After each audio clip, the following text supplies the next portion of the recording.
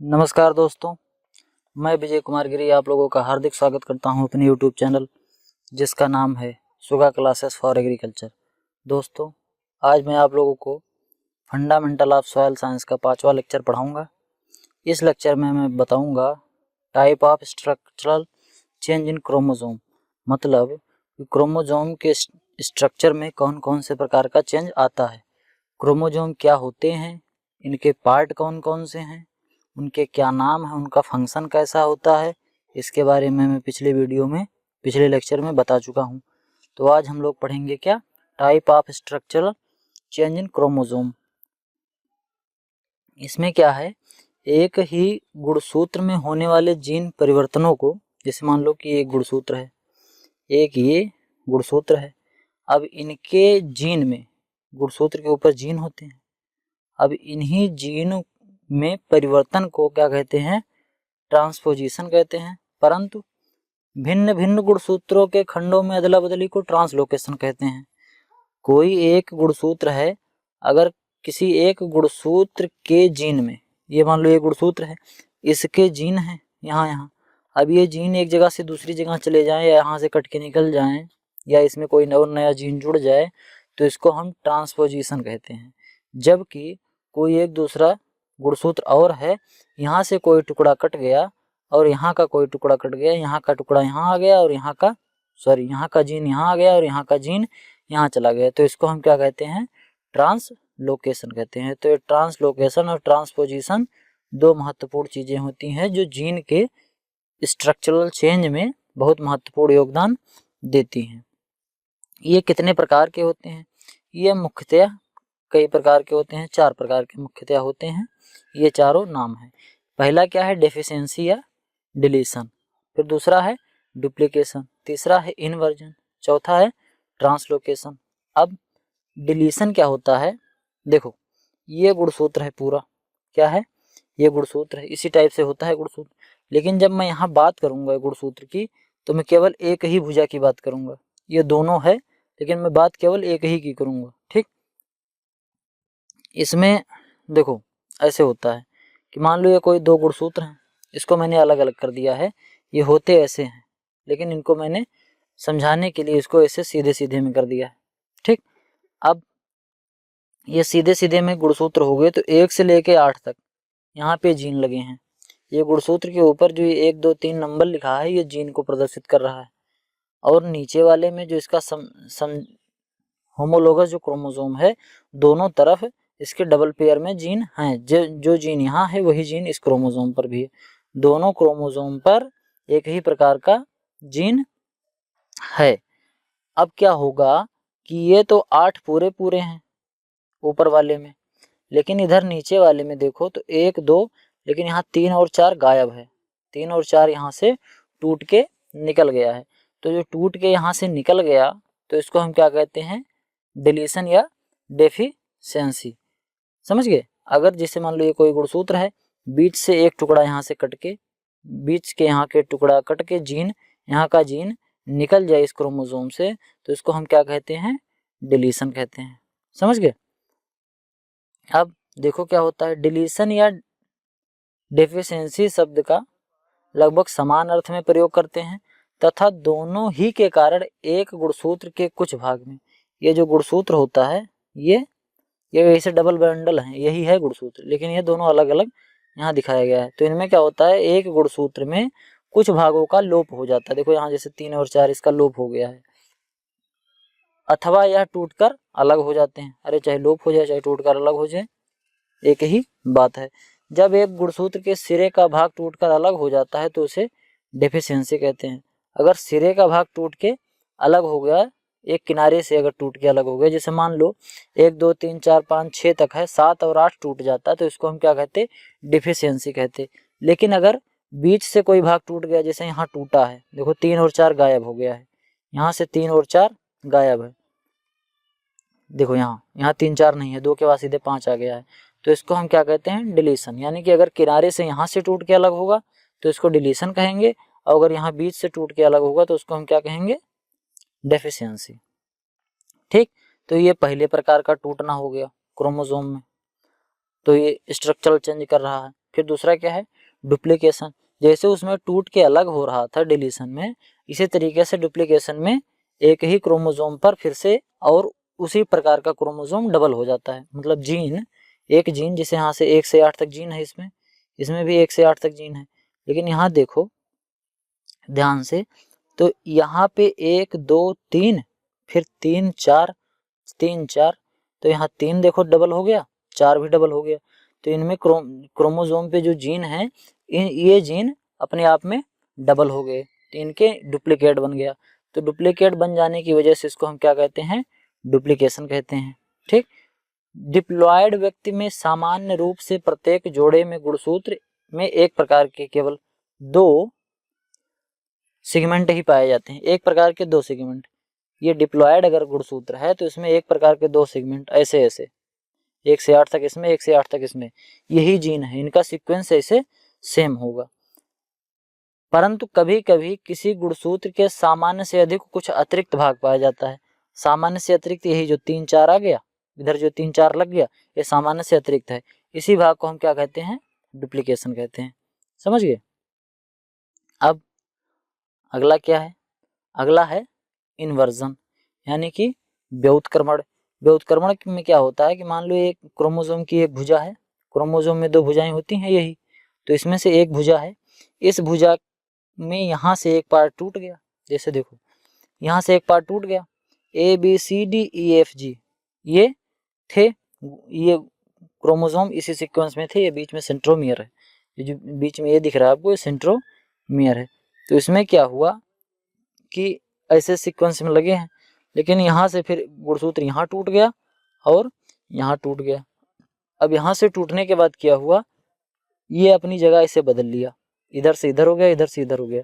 यानी कि जो ऐसे था, देखो अभी समझा रहे हैं, ऐसे था ये, यहाँ से बीच से टूट गया, और टूट जाने के बाद ये इसका ये वाला जो किनारा था ये इस साइड में आ गया, इसका ये वाला जो किनारा था इस साइड में आ गया, और ये फिर से जुड़ गए। जैसे ABCDEFGH था तो ADCBEFGH हो गया, ये व्युत्क्रम हो गए, इधर उल्टा पुल्टा हो गया, आगे पीछे हो गए, तो इसको हम क्या कहते हैं, व्युत्क्रमण या इन्वर्जन हो गया है।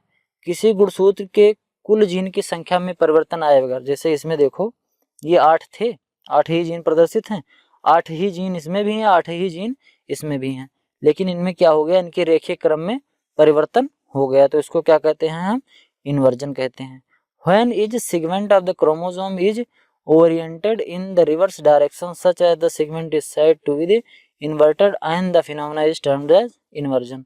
इसको जो ये जो पलट जाते हैं, इन पलटे हुए जीन को क्या कहते हैं, इन्वर्टेड जीन कहते हैं, और इस प्रक्रिया को क्या कहते हैं, इन्वर्जन कहते हैं।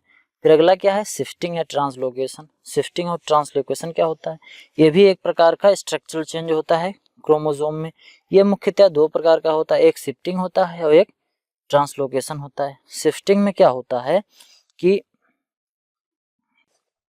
इसमें जो होता है, एक गुणसूत्र मान लो ये है, ठीक, अब ये गुणसूत्र 3 जगह से टूट जाएगा, 1 2 3 और ये 4, इसके 4 टुकड़े हो गए।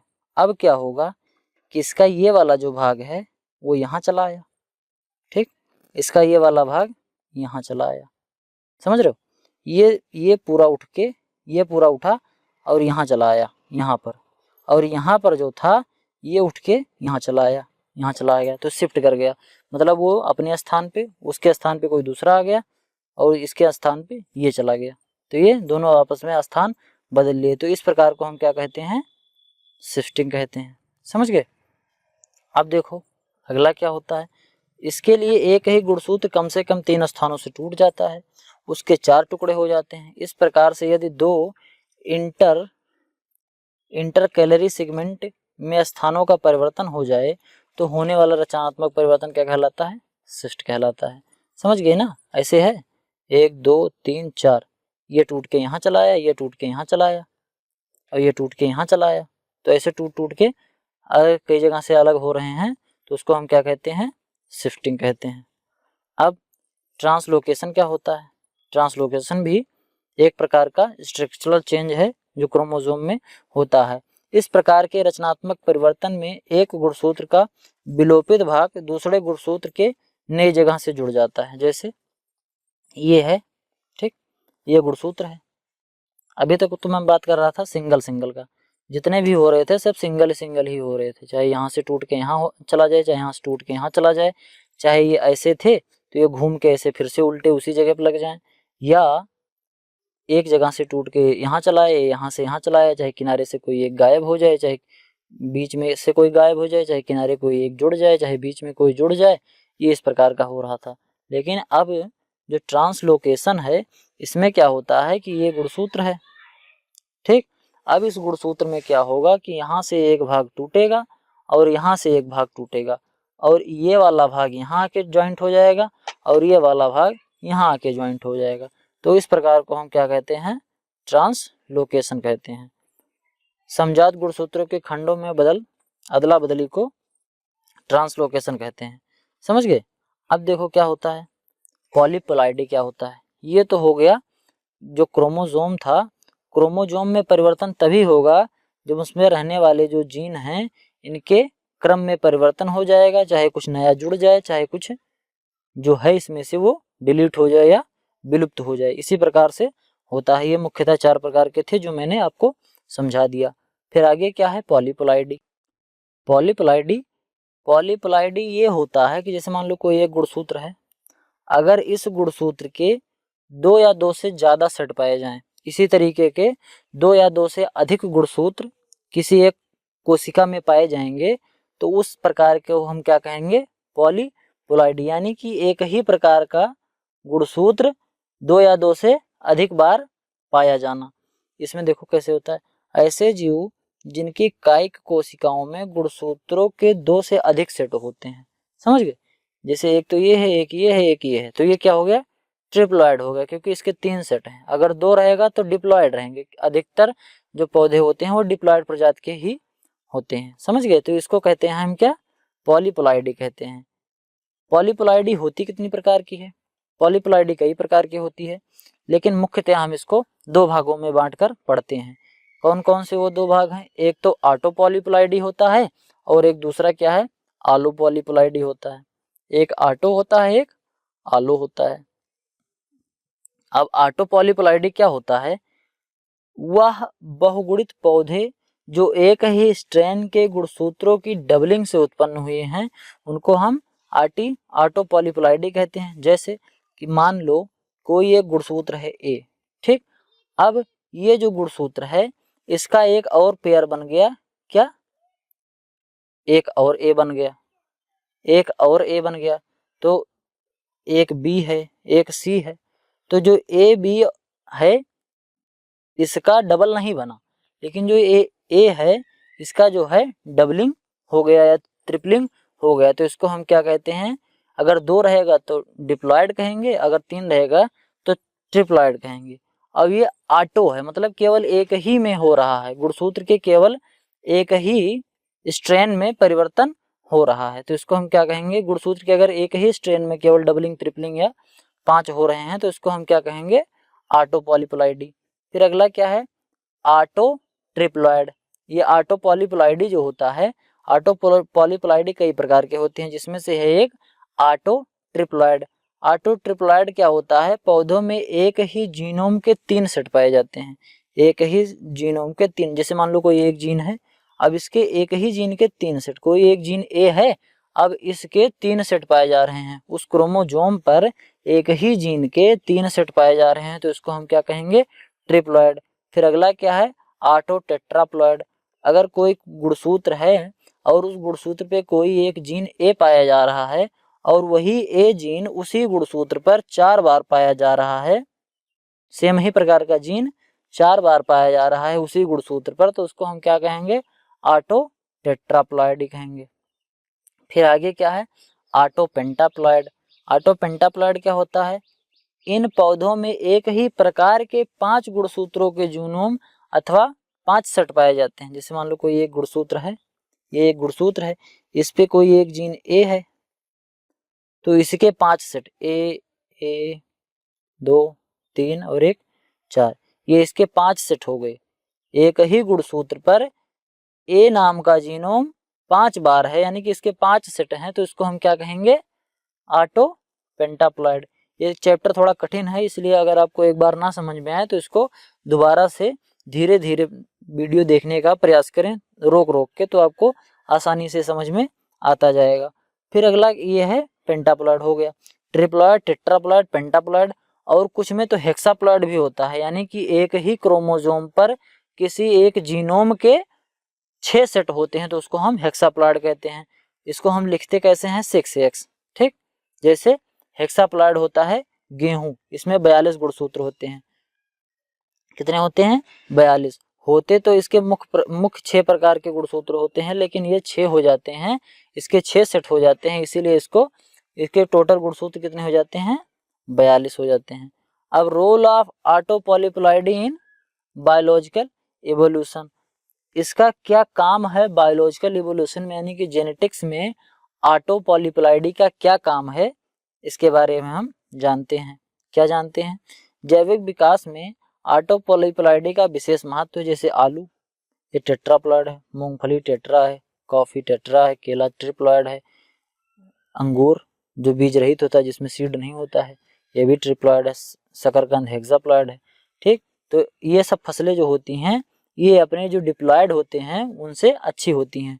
जो इनके 2x टाइप के होते हैं, ये जो 2x होंगे इनसे क्वालिटी में ये अच्छे होंगे, इसीलिए हम इनको क्या कहते हैं, ऑटो हेक्साप्लॉइड, टेट्राप्लॉइड। तो ये जब इनमें ये बदल जाते हैं, डिप्लॉइड से ट्रिप्लॉइड, टेट्राप्लॉइड और पेंटाप्लॉइड में जाते हैं, तो इनके अंदर क्या होता है, गुणसूत्रों में परिवर्तन होता है, और गुणसूत्रों में परिवर्तन होने की वजह से जीन में भी परिवर्तन होगा।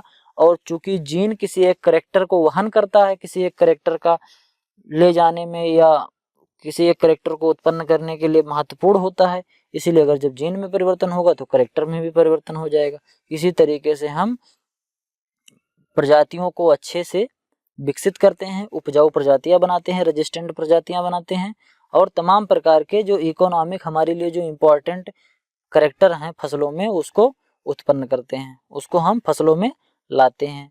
फिर दूसरा क्या है, आलो पॉलीप्लॉइडी। एक तो ऑटो था और एक दूसरा आलो पॉलीप्लॉइडी है।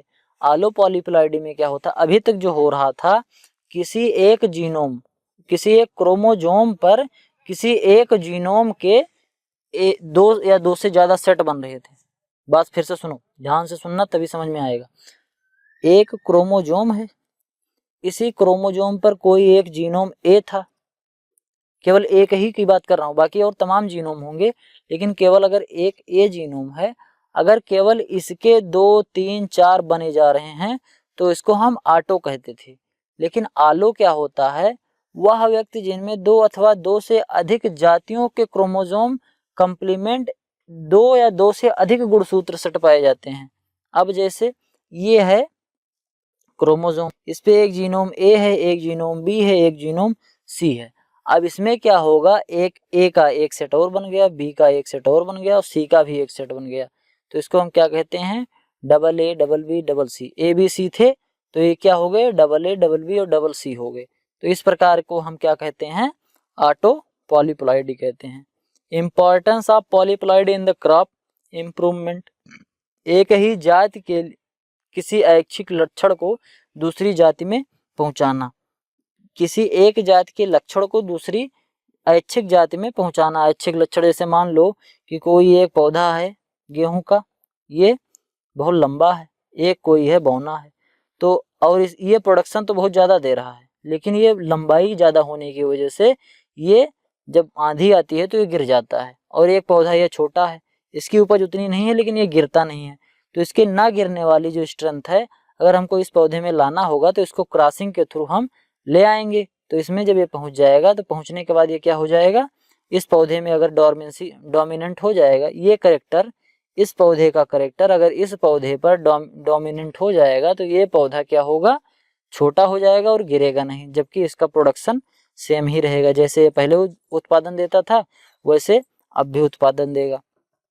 पॉलीप्लॉइडी की सहायता से एक जाति में बहुत से लक्षण एक साथ दूसरी जाति में स्थानांतरित किए जा सकते हैं, तथा जिन जातियों में सीधा संकरण संभव नहीं होता है उनमें उभय द्विगुणित के द्वारा संकरण कराया जाता है। तो ये इसका क्या होता है, इंपॉर्टेंस होता है। Thanks for the attending my class. If you like the video, do not forget to subscribe my channel Success with Hitmaster Learning with Suga Agriculture Classes. दोस्तों, ये वीडियो अगर आपको पसंद आई हो तो वीडियो को लाइक करें, और वीडियो कैसी लगी और क्या इम्प्रूवमेंट आप चाहते हैं कमेंट बॉक्स में ज़रूर लिखें, और चैनल को सब्सक्राइब जरूर करें।